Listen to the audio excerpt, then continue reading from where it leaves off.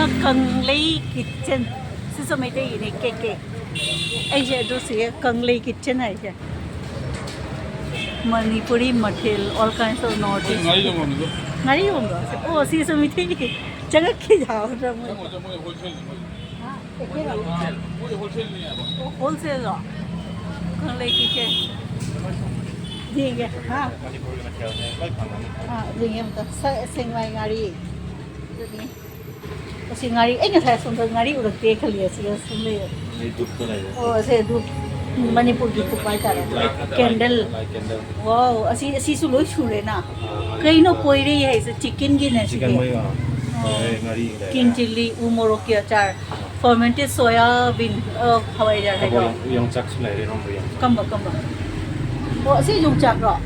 Kamay dry do ka agya ka iba. Oh, asidi irom baza suja ni ne bolto ga. Ase akang ba yung chak ni se be am. Mane makune ke ne keno to riba.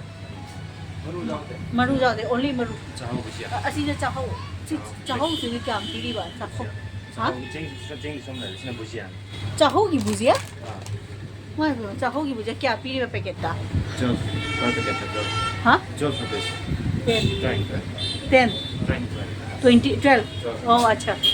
Kangla okay चाखो ये तो नहीं जानता ले जी ये लोग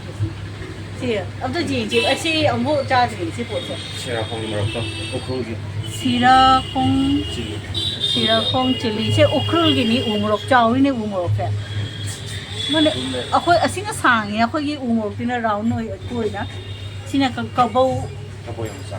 yung chak tongan bro siya Cabo Valley hay ta re sinya soibung dukan ni kai kanglei kitchen hai ba ko Manipuri mathel. oh Manipuri mathel kanglei kitchen sina ama thak ta lei ba Sina rice uta. oh chao mo bi si Manipur chi na to se Oh, tingin. kadi kya am bi ye packet je kilo ma pa ba 90 kilo. 90mani ju mai ching chi uda akhot ki ni ai kan u ba ga kan ni ching che mong che Sina iron begini. yung chak mane maku do di ko Sinjugi. sinju tongan bro iron ba ga sinju sina sinju gi sina ka ga jo ne si jo Keno ni. Online chalo. only maku do ma oh dry to ga Ising kasama natin yung yari. oh ising sa ja hapchal laga su iron ba ja da sina kabo gi sina oh sina maru ori ba jong jake Mapon yaw ni sina. oh mapon joy ba du di phare iron ba so pra dry lo khop to Alu kam budo. loi Manipuri ng ta nai ko sa iyam ngai ne na kono ye ke no do isai ga do ai mo do copyright ka chara khadra khangge tin fish ng ta ni si di sina ina yong pa ba ta ho mo bi plus ya sa po sinina ang ta ji ye chak ho hai na di ba an ta pai ro to ro do asuna ka ching ki bora su jo li ra Kacing beras yun. an ta puthro da ka ching bora asi ma piro do lei ge asi jana popular ni na ka ching bora hai na bani mayam Direct kena to ira. do ka ching ki bora a product of Manipur ke green se khande ma kai porno season si ha siya mo ka piu do ani bu ri ang ka piu bora kaching ki bora ne ready made bora ne direct cha ba ja rahe na ha kaching to jam popular nahi si che kaching ki bora hai na asi cha to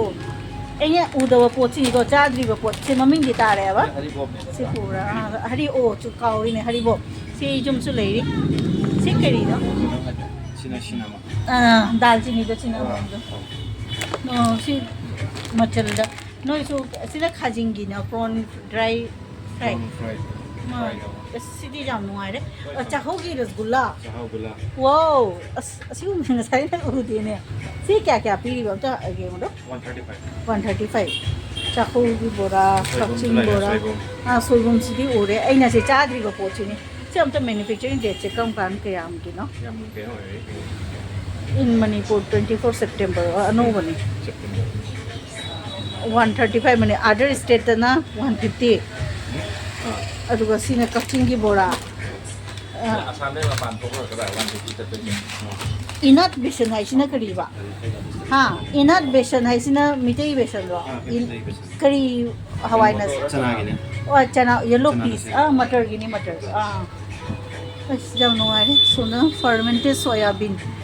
kenoni sona hawai jar hai tare kise mayam lakpiu hai do koimagininya asina koima gi u morok to king chili hai ta poiri hai ji gi no poiri company acha na de ko che kari no oh dry amla hengru akang ba oh dry amla packet si suni na ko oh to pickle sina dry sina kailogi ukrul ge borok oh ukrul gi morok ni sina sina kapchingi oh sina kapchingi sina kapchingi kang soibum hai ta sina kapchingi bora kapchingi bora iu re ayam pu ri kamai to iba mase puri ne thamba ja bra ne cha yam punya de ase kam ban october da 4 months yamne asina salted ne sina kha spicy hoini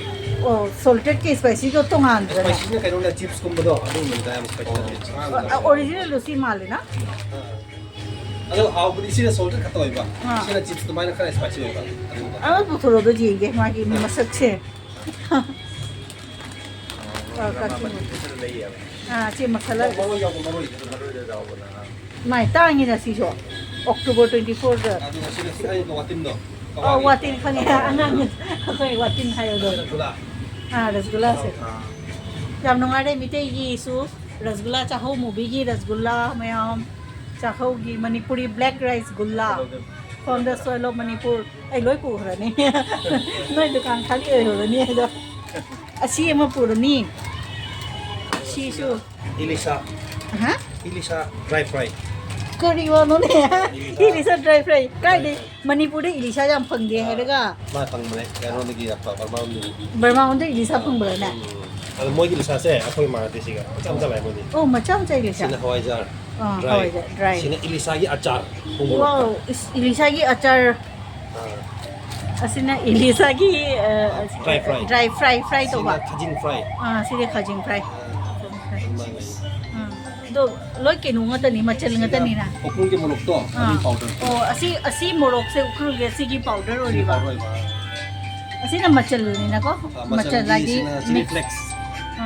sina chili flakes sina metai molok ki powder ni metai morok jum da tha ba morok sina nga gi khata fish curry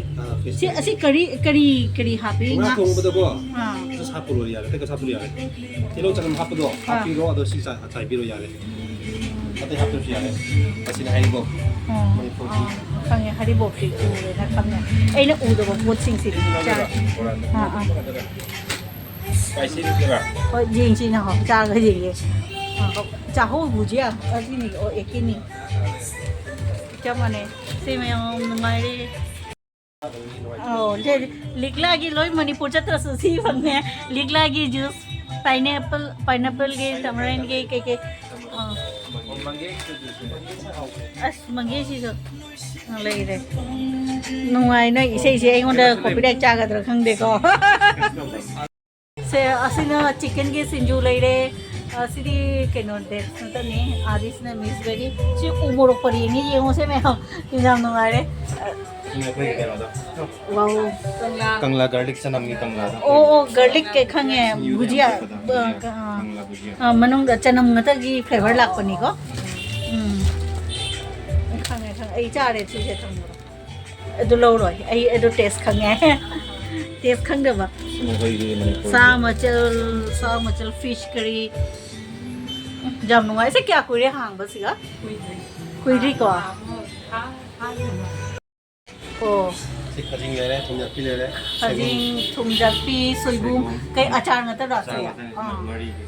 sina ngari umoro achina hegru ni na tate hawai jar gi ata hawai jar achar adu sina lai ra fen bori no maroi meira gi bori maroi bori sina plain bori plain bori hawai kangtak manipur gi hawai kangtak di asini go mase ready to eat ra ko ja thome ja de na half kg oh dalmut gum bani ne hawai ji chi sho dried naga chili pickle paste สิพวกน้อยชื่อเลยอย่างจากที่ไก่ดีเลยมีหลักหนึ่งว่าหลายอะไรเด้ออูเรกให้ไม่ได้มาเทลมณีปุรีมณีปุรีมาเทลโลเคชั่นเด้อให้เราเทนนตัวเสียคนยี่พอลตันบาร์มณีปุรีบัสตีดันนี่บีทีเคนจีรูทระดุมเลยเลยให้ตาเลยอันนี้พูดกันโน้ตนี้สิ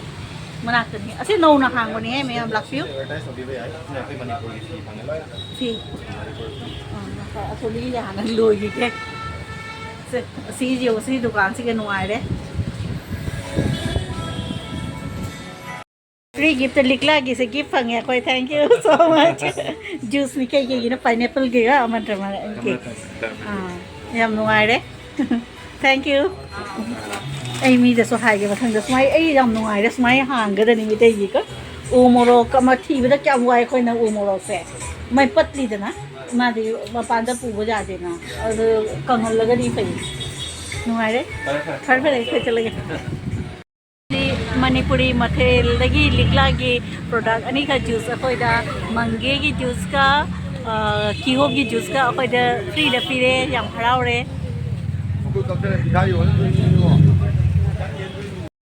hello जाम नुंगारे कंगला की कच्चिंगी बोरा से मखल अनी नि अमना कंगला की बोरा spicy नि अमना plate नि असिना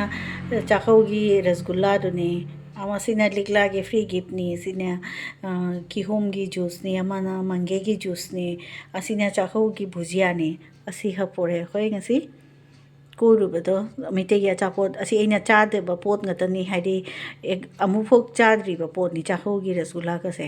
chahu mubi gi rasgulla hoji hangdo ga yeng halake ko mayam da si yong mayam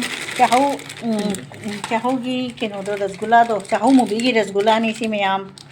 ose mitegi jo si ni se chahu gulla manipuri black rice ki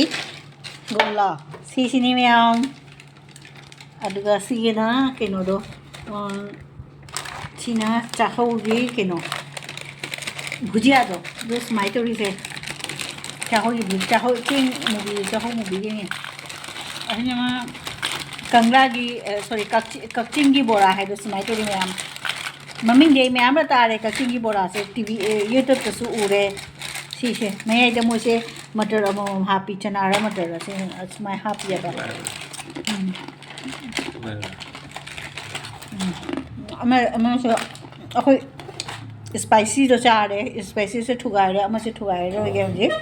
koi cha tha ani se rasgulla mayam de share to ning na to ri ni se yengminasi haw ahan mani na cha ho ge ke no koi cha ho mu ge mi te ge bhujia cha ri se haw ri bhujia se aham mi te ge so traditional cha ho mu bi ge भुजिया लई रसगुल्ला लई है से कोई proud feel तो रे आई दी ओ याम नुंगाई दुना मैं याम दे share तो रे नि याम नुंगाई बना लिखला गी केनो दोसु जूस तो हाना बलाना त एडवर्टाइज तो मनी लिखला कंपनी लिखला मुझे जूस नहीं खा कोई दा मंगे की जूस का किहोम की जूस का कोई दा फ्री दा पीरे